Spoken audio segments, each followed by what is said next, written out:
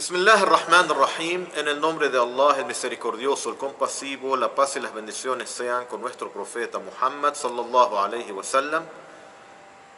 Estimados hermanos y hermanas, assalamu alaikum wa rahmatullahi wa barakatuh.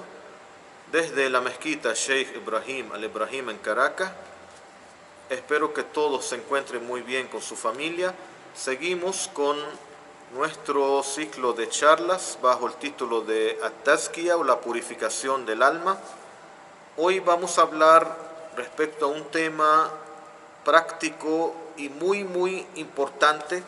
Quisiera que le diéramos la atención debida bajo el título de el efecto de la adoración, los actos de adoración en la purificación del alma. Estimados hermanos, vamos a empezar con dos puntos para introducirnos al tema.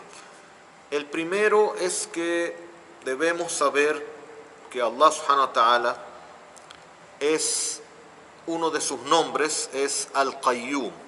Al-Qayyum significa el autosuficiente, quien prescinde de toda su creación, todas sus criaturas. No necesita de nada ni de nadie, mientras que toda la creación se encuentra en necesidad de su Señor Creador. ¿Eso qué quiere decir? Que los actos de adoración no son porque Allah subhanahu wa ta'ala necesita de alguien que adore a Dios. No, nadie vaya a pensar que el Señor, Dios, el Creador, necesita de los actos de adoración o de la alabanza de sus criaturas. De ninguna manera, sino que todos estos actos de adoración están hechos para el propio beneficio tuyo, totalmente. También, como sabemos, el Islam es una religión holística. ¿Qué quiere decir holística? Que abarca todos los ámbitos de la vida. Con eso queremos decir que no hay separación. Nunca se puede separar entre los actos de adoración y el comportamiento humano. Siempre hay una relación. El Islam no separa entre los actos de adoración que yo hago, siendo que yo soy una persona creyente, religioso, como se dice, creo en Dios, alabado y altísimo sea, y luego mi comportamiento está totalmente fuera de órbita con mi fe. Eso es algo inconcebible en nuestra fe islámica. Los actos de adoración tienen grandes propósitos, no son unos actos incomprensibles, ciegos, que la persona hace como imitación o porque debe cumplir con algo sin comprender lo que está haciendo. De ninguna manera. El creyente, cuando cumple con los actos de adoración, sabe que esos actos de adoración son unos actos muy importantes en su vida. Pueden parecerse a los ejercicios que tienen propósitos tanto a nivel espiritual como físico. Y uno de los importantes, porque ellos tienen inmensos beneficios, y por supuesto Allah subhanahu wa ta'ala sabe cuántos propósitos tienes. Nosotros como humanos vamos descubriendo, vamos conociendo poquito. Lo que conocemos es como una gota comparada con el océano, una gotica. En esa gotica de conocimiento es que estamos hablando. Y uno de los grandes propósitos de los actos de adoración es purificar nuestra alma. Es la purificación del alma.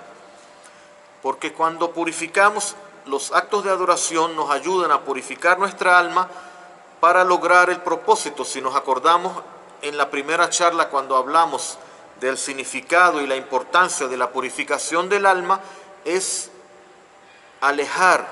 elevar a nuestra alma a un lugar puro, en donde ella se purifica de los pecados y de los vicios y elimina esa manera de ordenarnos el mal. y de persuadirnos para alejarnos del camino de Dios, alabado y altísimo sea, sino que ella se convierte en una alma sosegada que nos exhorta y nos llama a ser más obedientes y a lograr ser más piadosos.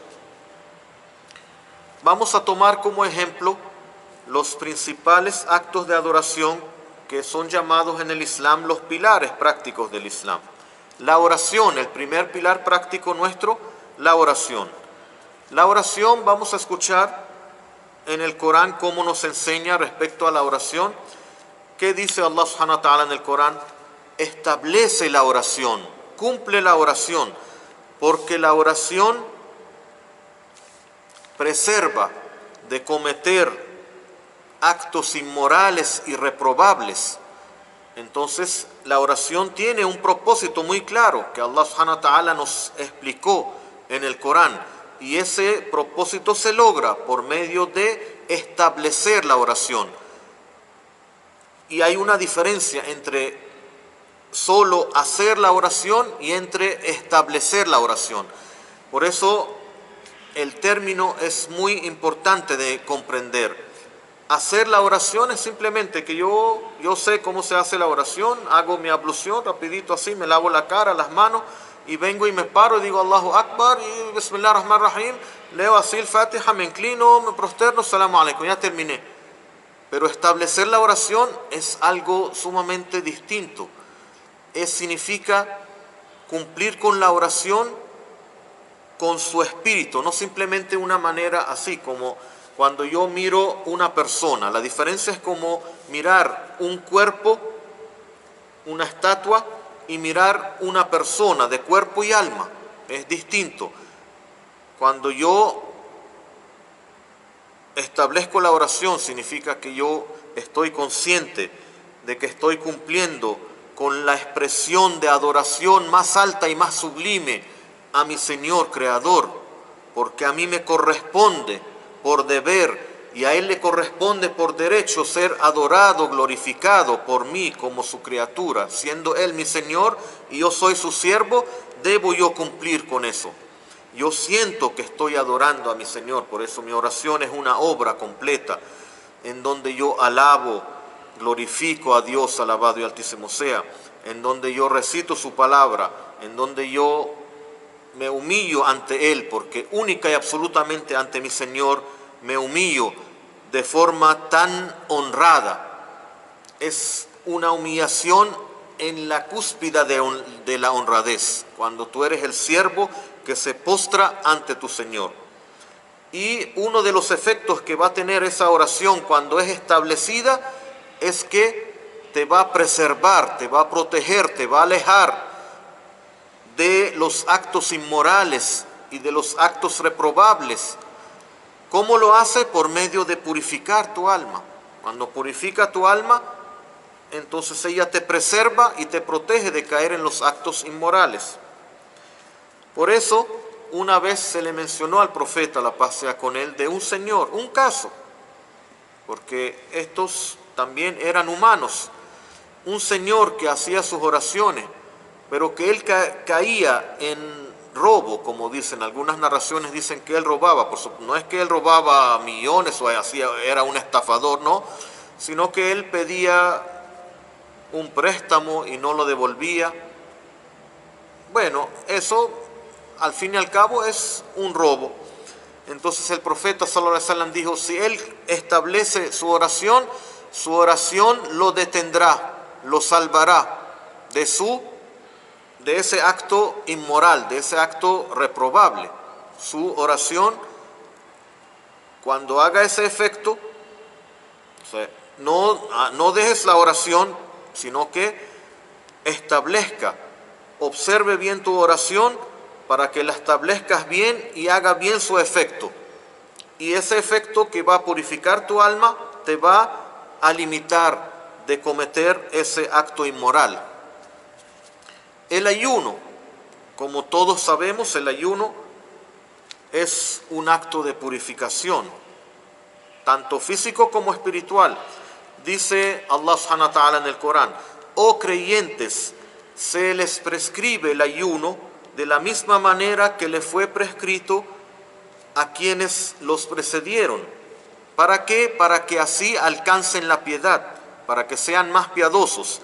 Y la piedad no simplemente abarca mi relación con Allah subhanahu wa ta'ala, sino que abarca mi relación con Allah subhanahu wa ta'ala y abarca mi relación con el prójimo, que está dominada por mi comportamiento. Y en eso el profeta sallallahu alaihi wasallam, para explicarnos ese concepto en un dicho profético, dice: sé piadoso donde quiera que estés, y si cometes una mala obra, haz seguidamente una buena obra para borrarla, y trata a la gente con buen carácter. Entonces, fíjense los tres elementos. La piedad no solo es temor a Dios donde quiera que estés, sino que también hay que acompañarla con el trato, con el buen carácter a la gente. El zakat de por sí mismo, su nombre es zakat, que significa purificación. Y el zakat, como sabemos, es una contribución económica obligatoria para los musulmanes que alcanzan un nivel económico que ellos anualmente pagan. Ese pago tiene un efecto de purificación, tanto para el que da como para quien recibe. El que da, el zakat lo purifica su corazón de la tacañería, de la avaricia y del egoísmo. Y para aquel que recibe, purifica su corazón del rencor, del odio y de la envidia. Eso es algo muy importante. La peregrinación, por ejemplo, para terminar, la peregrinación tiene también un efecto importantísimo, grande, en el ámbito de la purificación del alma. Allah subhanahu wa ta'ala dice en el Corán: la peregrinación se realiza en unos meses específicos, y quien se consagra para realizarla deberá durante ella, o sea, durante el hecho de estar consagrado en peregrinación, abstenerse de mantener relaciones maritales, de cometer pecados y de las discusiones. Por supuesto, aquí tenemos nosotros la prohibición para esta persona, que duraría unos días, puede ser varios días, 3 o 5 días, dependiendo esa persona, pero esta es una metodología exclusiva, muy efectiva y muy sorprendente, magnífica, que utiliza el Corán para enseñarnos, por medio de prohibirnos durante un lapso de tiempo, así sea, un hecho que principalmente es lícito, porque las relaciones maritales son lícitas. Sin embargo, se le prohíbe durante un lapso, y eso también está en el ayuno. Como nosotros sabemos, durante el tiempo de ayuno se prohíben las relaciones maritales, anulan mi ayuno, y aquí anularían mi peregrinación o la corromperían, porque por medio de enseñarnos durante este lapso de que tú te abstienes hasta de algo que es lícito para ti, pero es un aprendizaje para que aprendas a tú controlar toda situación, para que nadie te vaya a manipular, no estés tú bajo ninguna manipulación de ningún sentimiento. No vas a depender, sino que tú sabes controlarlo, porque si es algo, eso necesitaría realmente una charla independiente muy, muy amplia, pero en forma muy resumida, lo que quiero decir es que por medio de abstenerse de algo que es lícito totalmente, yo aprendo a abstenerme de algo que es ilícito. Porque si yo llego a superar y mi voluntad, con una voluntad tan fuerte, a abstenerme de algo que es lícito, entonces se me hace más fácil abstenerme de algo que es ilícito y de cometer los pecados durante esos días de peregrinación. Cuando yo me alejo de los pecados, si recordamos la definición de la purificación del alma, la tazkiya es alejarse de los pecados. Las discusiones, porque esas discusiones no hacen más que llenar el corazón de rencores y de odios y recordarnos y llevarnos a caminos de divergencia y de separación, mientras que cuando nos unimos con palabras de cariño, purificamos nuestra alma. Mantengo yo ese cariño respecto a todos mis hermanos y eso ayuda a purificar mi alma y a lograr un mejor comportamiento. Cuando hay discusiones, las discusiones siempre dejan un rasgo malo en el corazón y eso es lo que hay que eliminar. Entonces, de esa manera tan resumida vimos como los actos de adoración, la adoración en forma general, esto fue un ejemplo que tomamos y esto, por supuesto, que indica que todos los actos de adoración y todo lo que llamamos la adoración en el Islam tiene como uno de sus propósitos ayudarnos a purificar nuestra alma. Por eso me exhorto a todos los hermanos y me incluyo de primero para hacer todo lo posible en nuestras manos para dedicarnos de lleno a cumplir nuestros actos de adoración, para con eso lograr purificar nuestra alma, elevarla a ese nivel tan sublime en donde ella llega a un grado de convertirse en una alma sosegada, tranquila, que adora a Allah subhanahu wa ta'ala con temor a su castigo y con anhelo y esperanza de su misericordia. Rogamos a Allah subhanahu wa ta'ala para que nos ayude a purificar nuestras almas, conceda sosiego y tranquilidad a nuestra alma, acepte de todos nosotros todos nuestros actos, buenas obras, perdone todas nuestras malas obras, perdone todos nuestros pecados y nos enseñe lo que nos beneficie con lo que nos está enseñando. Wassalamu alaikum wa rahmatullahi wa barakatuh.